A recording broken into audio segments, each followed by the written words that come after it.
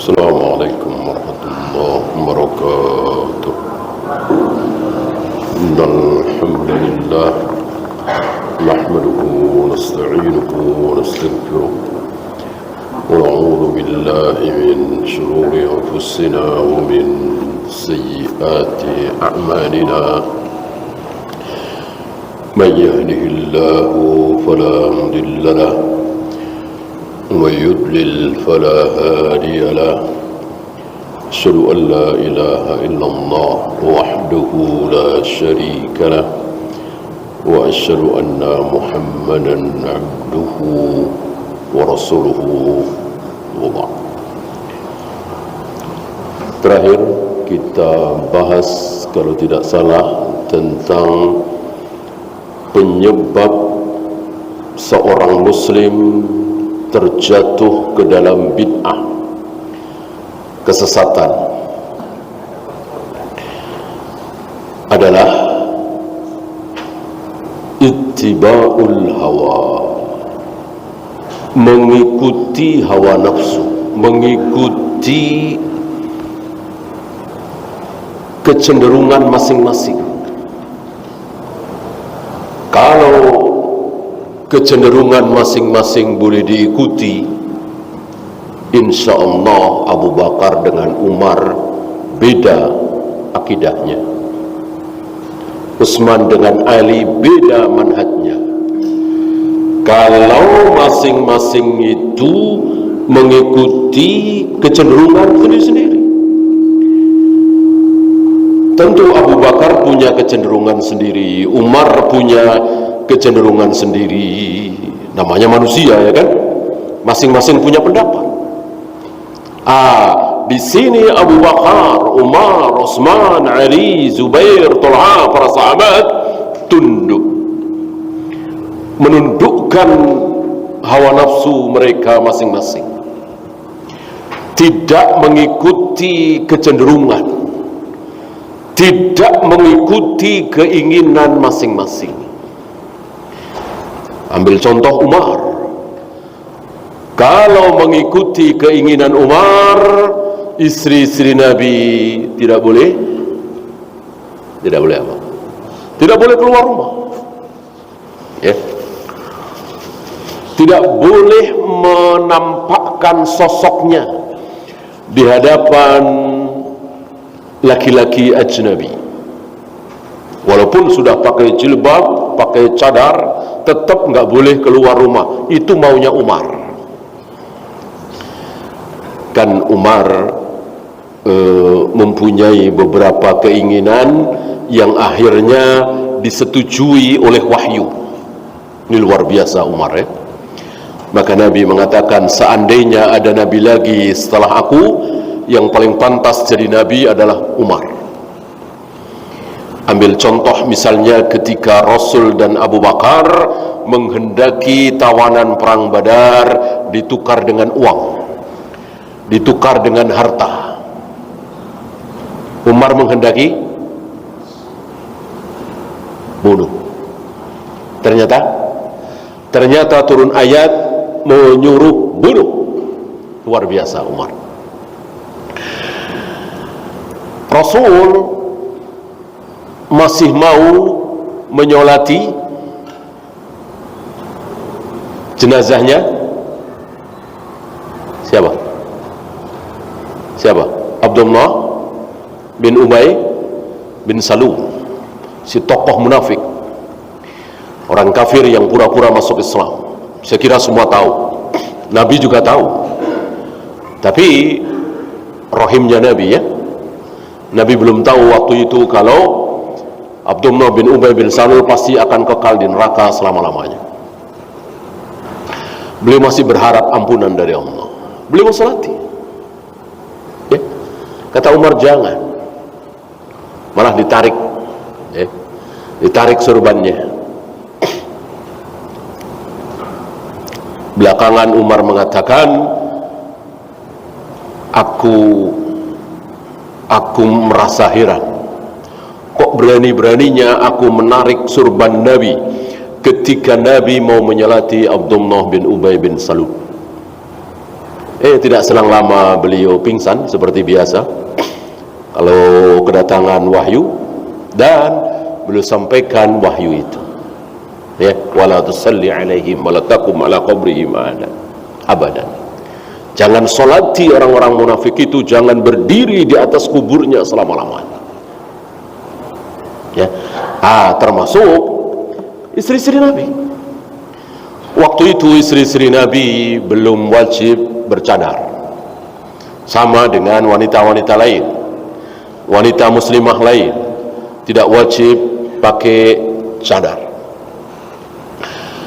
Umar sangat berat, sangat tidak suka melihat istri-istri Nabi keluar rumah, wajahnya terlihat oleh laki-laki ajnabi yang bukan mahram.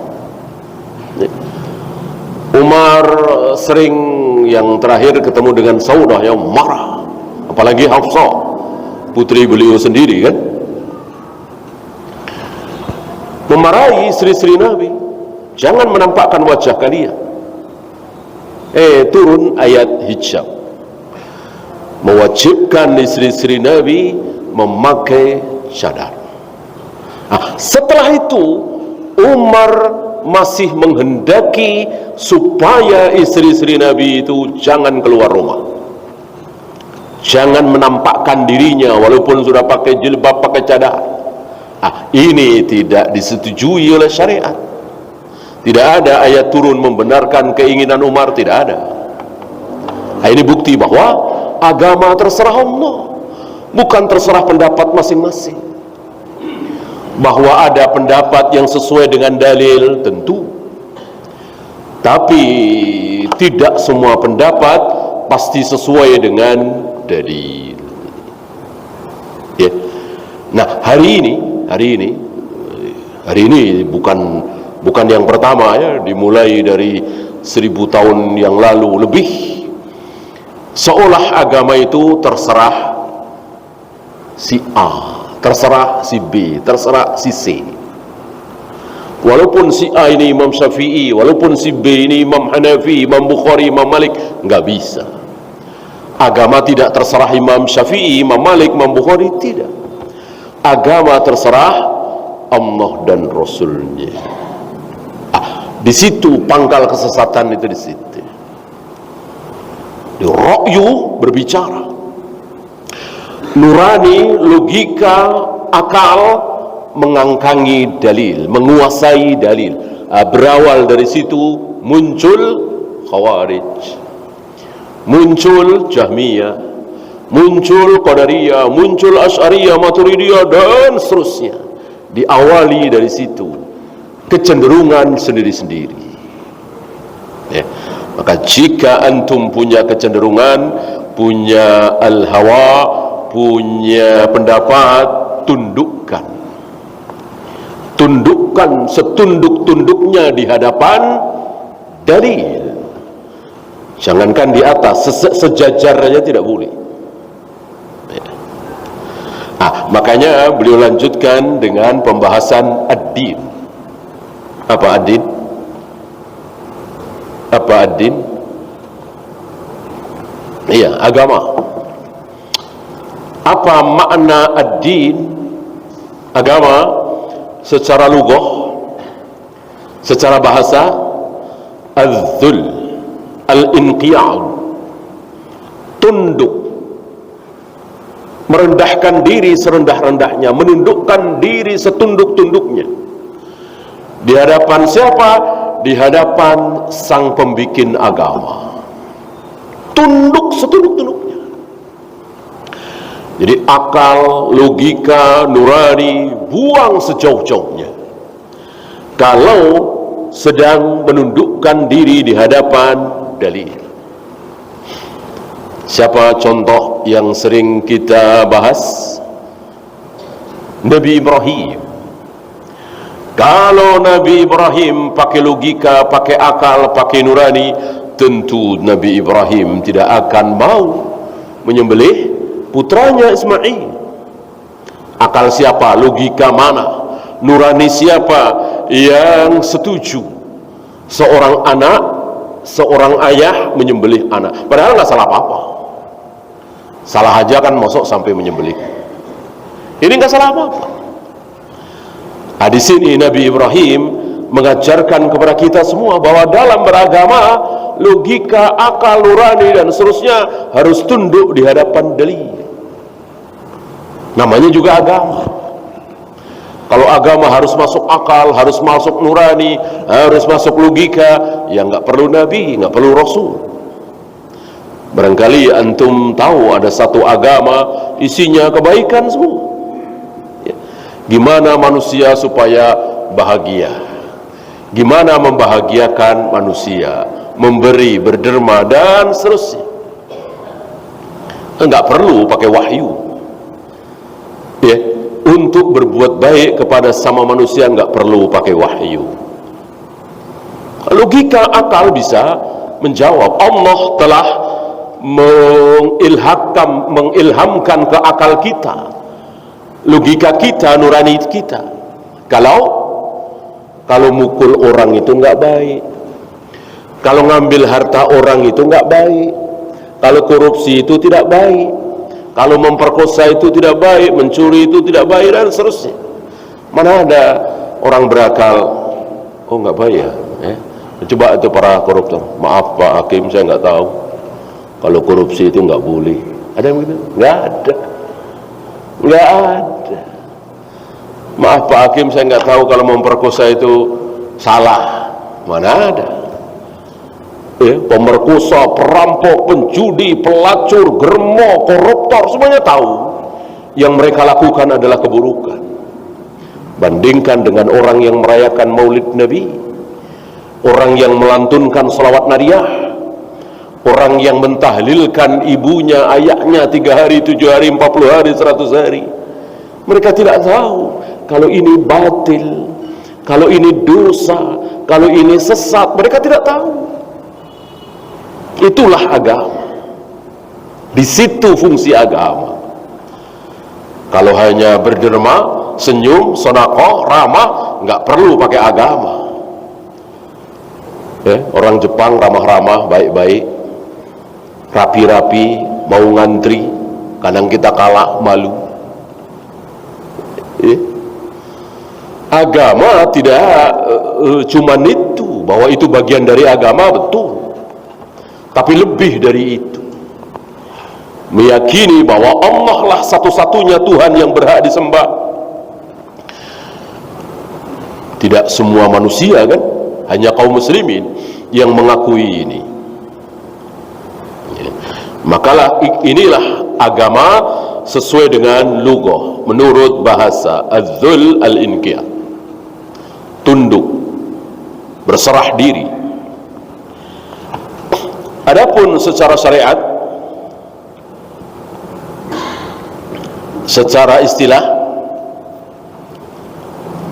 ma yadinu bihil mar'u, sesuatu yang dijadikan din, agama oleh seseorang. Taulah kita ada agama Islam, ada agama Konghucu, ada agama Yahudi, ada agama Nasrani, dan seterusnya dan seterusnya. Di sini al-Islam, satu-satunya agama yang akan diterima oleh Allah. Islam. Bagaimana sebelum Nabi lahir? Satu-satunya agama yang diterima oleh Allah apa? Nasrani? Tidak. Bagaimana agama di zaman Nabi Musa? Agama Yahudi? Tidak. Dari Nabi Adam sampai Nabi Muhammad sampai akhir zaman, satu-satunya agama yang diterima oleh Allah hanya Islam. Adakah Islam sebelum Nabi lahir? Adakah Islam di zaman Nabi Musa, Nabi Yahya, Nabi Harun, Nabi Isa? Ada. Huwa sammakumul muslimin, yang menamai pengikutnya sebagai kaum muslimin siapa? Nabi Ibrahim. Nabi Ibrahim. Jadi keliru besar kalau ada orang mengatakan Nabi Ibrahim mengajarkan agama agama Hanif lah ya. Nabi Musa mengajarkan agama Yahudi, Nabi Isa mengajarkan agama Nasrani, Nabi Muhammad mengajarkan agama Islam. Ini batil, ini salah besar. Seluruh para nabi, para rasul yang 124.000 itu mengajarkan agama yang satu, apa? Islam. La ilaha illallah, la ilaha illallah.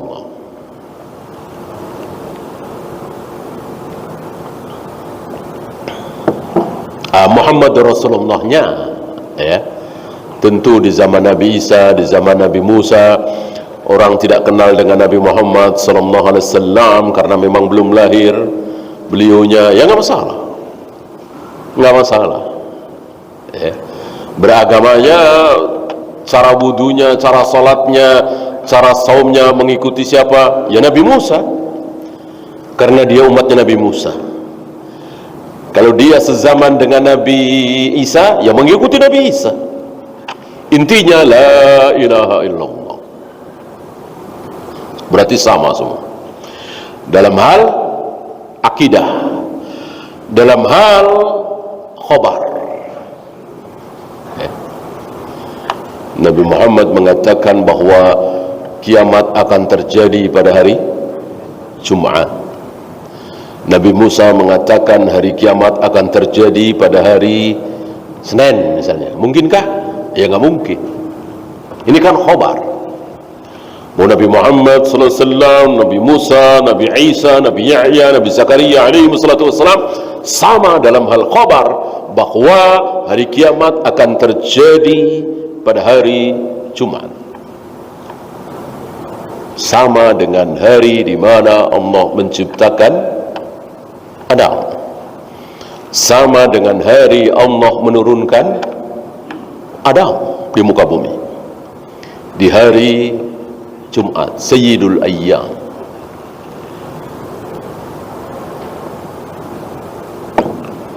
Dan Sayyidul Ayyam, Jumat tidak boleh dipakai untuk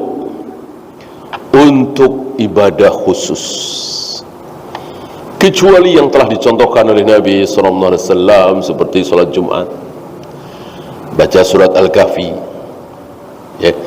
Yang Nabi tidak contohkan tidak boleh. Misalnya Qiyamul Lail. Di malam-malam lain tidak Qiyamul Lail, dia mengkhususkan malam Jumat. Bolehkah? Tidak boleh. Mengkhususkan sesuatu harus dengan dalil, harus ada contoh dari Nabi sallallahu alaihi wasallam, setidaknya ijma' para sahabat.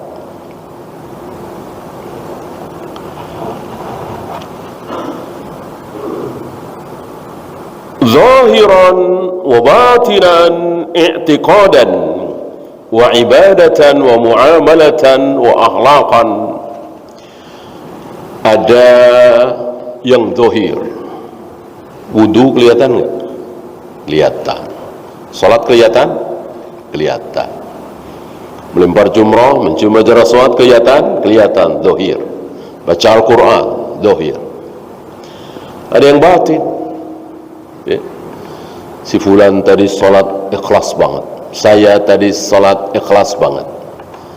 Boleh mengucapkan seperti itu? Tidak boleh. Ini batin. Hanya Allah yang tahu. Zuhud. Si fulan zuhud. Kita pastikan ya, si fulan zuhud. Kenapa? Karena bajunya compang-camping, karena rumahnya reot. Bolehkah? Tidak boleh. Zuhud termasuk batin, ada di hati.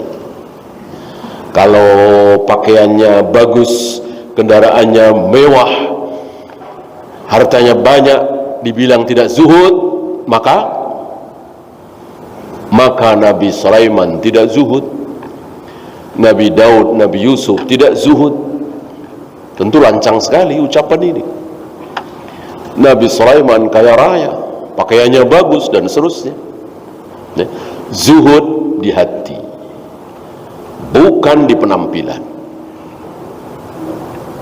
Rumahnya reot, bajunya compang-camping, tapi dia tamak terhadap harta. Mungkinkah? Mungkin. rumahnya megah, mobilnya mewah, perusahaannya di mana-mana, tapi dia zuhud. Mungkinkah? Mungkin, karena zuhud di hati. Ya, perusahaannya 50 misalnya, yang 30 diambil orang, dia senyum enteng. Ya, ciri-ciri orang zuhud. Sementara yang pakaiannya compang-camping, rumahnya rewot, punya piring selusin, diambil 3, marah, stres misalnya. Ya, jadi zuhud dan tidak ditunjukkan oleh kekayaannya, tapi hati nggak ada yang tahu kecuali Allah. Disinilah tidak boleh kita bermudah-mudah. Si fulan zuhud, si fulan tidak zuhud, si fulan ikhlas, si fulan riya. Ya.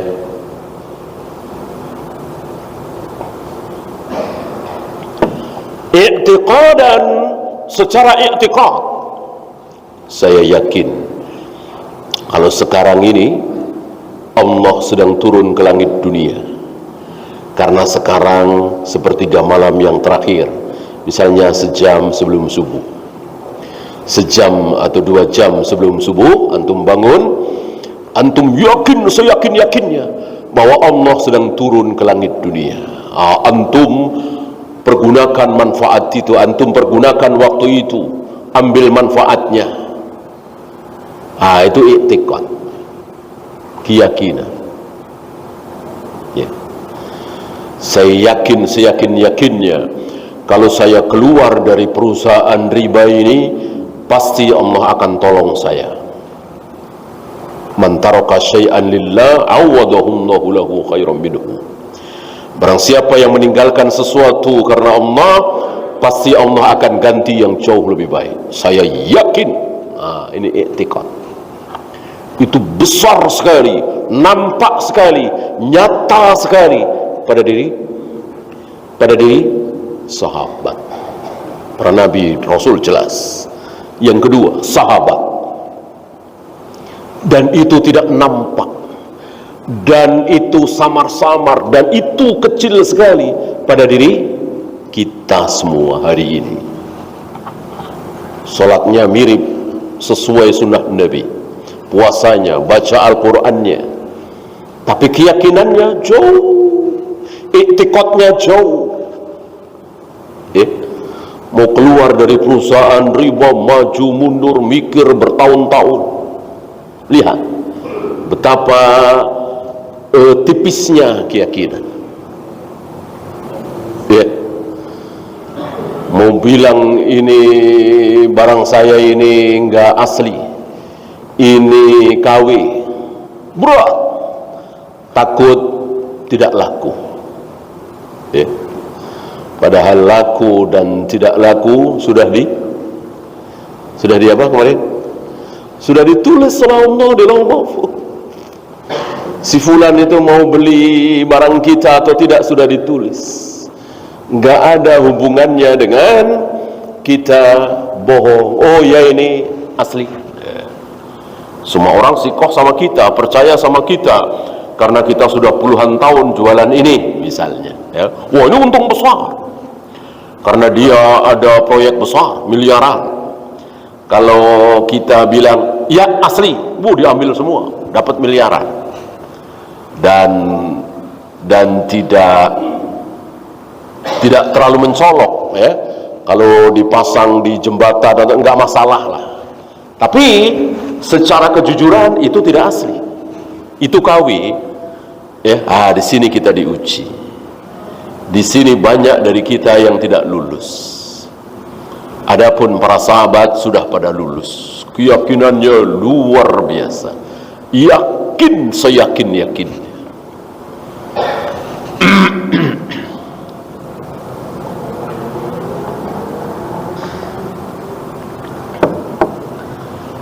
Masih ingat pernikahan yakin dan apa menghasilkan apa?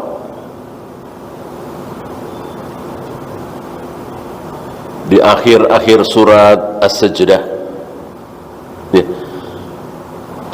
para ulama memakai istilah perkawinan antara yakin dengan wa kanu bi ayatina yuqinun, yakin, ya, dan sabar. Yakin dan sabar dikawinkan, menghasilkan anak. Apa anaknya? Wa ja'alna minhum a'immatan yahduna bi amrina lamma sabaru wa kanu bi ayatina yuqinun. Ketika kesabaran dan keyakinan digabungkan, dinikahkan, maka akan melahirkan anak. Apa anaknya? Apa hasilnya? A'immatan yahduna bi amrina, pemimpin yang adil. Yang adil. Kaidah ini, i'tiqad ini, keyakinan ini tidak dipakai oleh kaum muslimin. Justru kaum muslimin memakai caranya si kafir Plato. Ya, biar dapat pemimpin adil bagaimana? Ya mari kita coblos rame-rame pemimpin yang adil, si fulan, kita coblos. Ya, seolah Al-Quran belum punya cara, seolah Islam itu miskin cara, masih harus pakai caranya si kafir Plato, berdemokrasi ria, pemilu, pilkada, segala macam. Padahal ini sudah ada cara. Apa?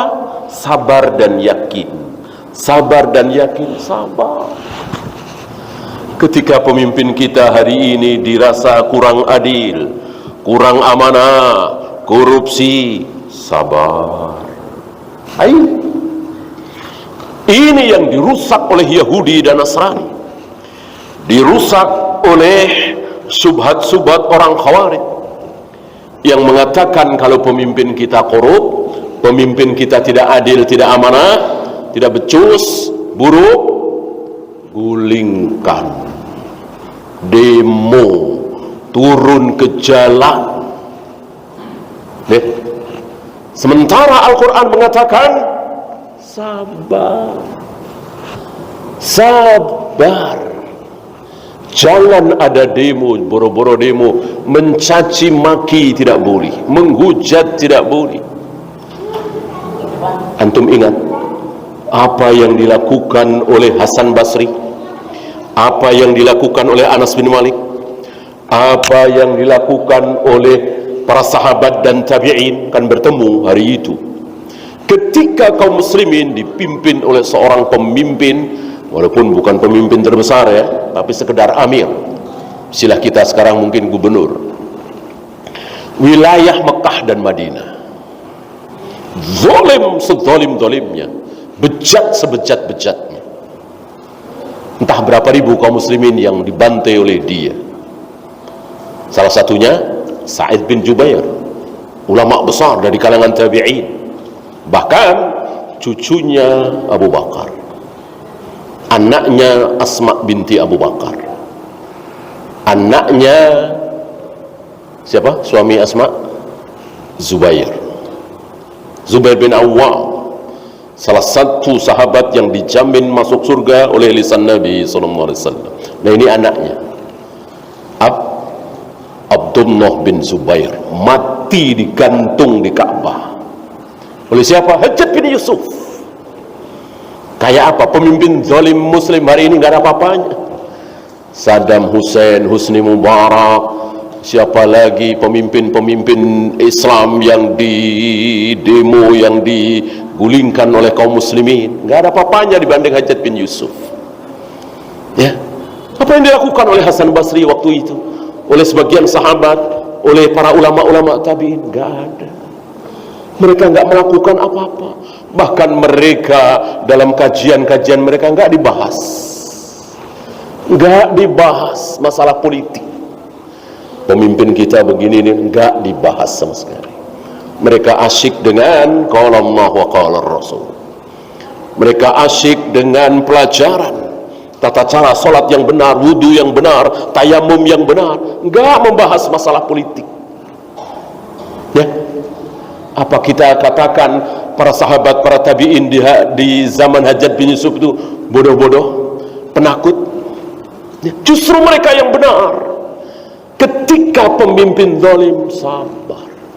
Enggak kayak kita, gatal mulut kita kalau tidak mencaci maki penguasa.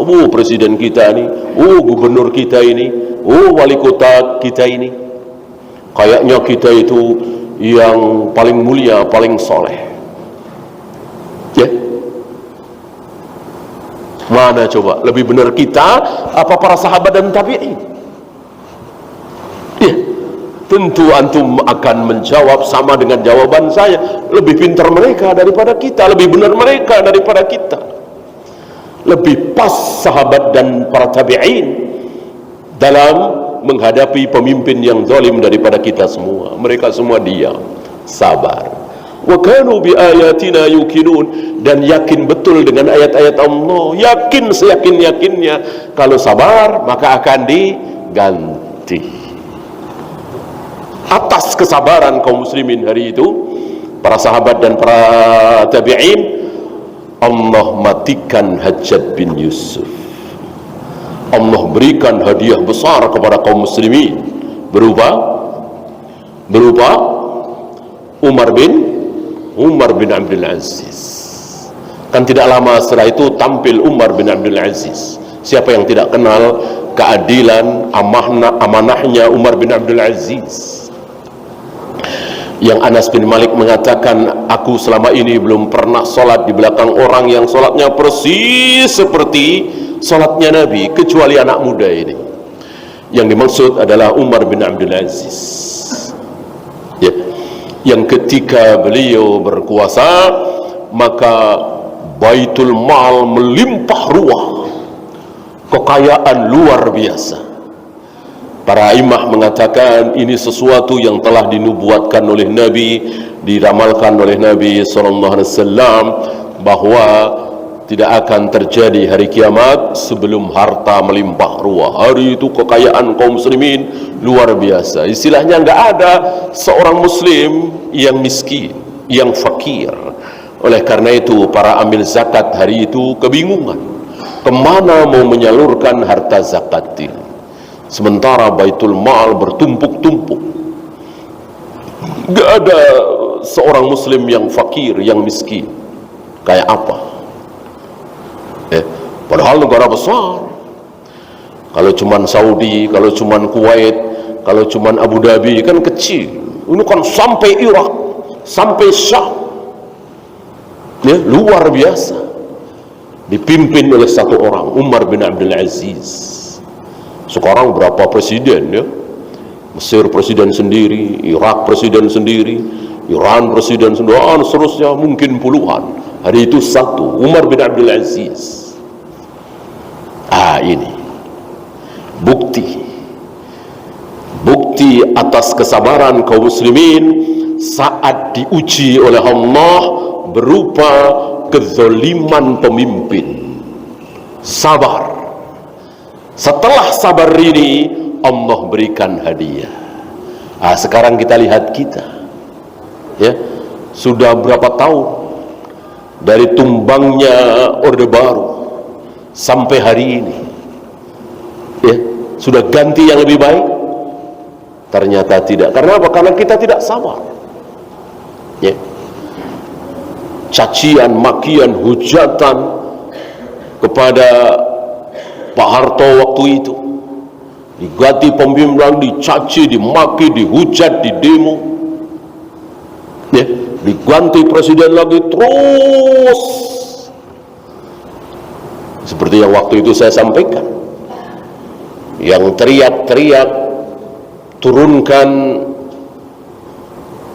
harga barang pokok, ya, basmi korupsi, teriak-teriak yang bagus tahun 66, ya kan, 1966 setelah PKI, kan, kami KAPI mahasiswa luar biasa. Tahun 66, tahun 80-an, tahun 80-an mereka ngapain? Tahun 80-an mereka duduk di kursi empuk, dan di demo oleh para mahasiswa. Mahasiswa yang berdemo tahun 80-an, tahun 2000, duduk di kursi empuk, ada yang menteri, ada yang presiden, ada yang gubernur, didemo oleh para mahasiswa. Yang tahun 2000 berdemo ria luar biasa 98. Hari ini sedang apa? Antum tahu, nggak usah dijawab. Udah tahu semua. Mereka yang teriak-teriak tahun 98 sekarang sedang apa? Antum semua tahu. Sedang didemo oleh para mahasiswa sekarang. Terus begitu terus. Mau terus begitu terus. Demo bukan solusi, bukan jawaban, bukan jalan keluar. Jalan keluarnya apa? Wa ja'alna minhum a'immatan yahduna bi amrina lamma sabaru wa kanu bi ayatina yuqinun. Sabar dan yakin, sabar dan yakin. Ketika sabar dan yakin, Allah akan berikan pemimpin yang amanah, yang adil, yang alim, dan seterusnya dan seterusnya. Maka sibukkan diri kita dengan ilmu, udah nggak usah ikut-ikutan. Maka sebuah kesalahan besar kalau mengatakan kalau kita nggak ikut-ikutan, kalau kita nggak berpolitik, nanti yang berpolitik orang-orang kufar. Ini kata mereka. Ini kata mereka, bukan kata Al-Quran dan Sunnah. Kita kan mengikuti Al-Quran dan Sunnah. Al-Quran dan Sunnah tidak seperti itu. Disuruh apa? Sabar, sabar. Bahkan ketika pemimpin kita ngambilin harta kita, mukulin punggung kita dipukulin, harta kita diambilin, kita disuruh apa? Disuruh sabar. Ini kata Nabi alaihi salatu wassalam. Kita tinggalkan ucapan Nabi, lalu kita ambil ucapan orang-orang kufar, lawan, keluar, jangan diam. Itu orang-orang kufar di mana-mana kan seperti itu. Myanmar itu orang bilang ya sebentar lagi perang saudara, bunuh-bunuhan sesama mereka karena melawan pemimpin yang militer itu seolah hebat. Coba secara logika akal saja, kalau rakyat udah diem ya kan, bukan urusan mereka kan, mau Aung San Suu Kyi atau mau siapa yang jadi presiden, udah cuek aja udah. Yang pedagang-berdagang, yang bertani, yang pegawai-pegawai, yang bikin ini, bikin itu terus kan lebih bagus seperti itu. Pemimpinnya siapa nggak masalah. Ini ikut-ikutan. Mereka wajar kan, mereka nggak punya pedoman. Cara berbangsa bagaimana, cara bernegara bagaimana, menjadi warga negara yang baik bagaimana, mereka nggak punya pedoman. Kita punya pedoman Al-Quran dan Sunnah, kok nggak dipakai? Sayang sekali. Kita ini punya pedoman Al-Quran dan Sunnah. Kita gigit dengan gigi geraham Al-Quran dan Sunnah, selamat insya Allah. Antum lihat di Masjid Nabawi, di Masjidil Haram, ya kan? Mereka asyik belajar Al-Quran, mereka asyik menghafalkan hadis-hadis Nabi. Itu jauh lebih mulia. Allah. Silakan. Azan dulu, udah masuk waktu ya. Wassallallahu ala Muhammadin sallallahu alaihi wasallam. Wa akhiru da'wana alhamdulillahi rabbil alamin.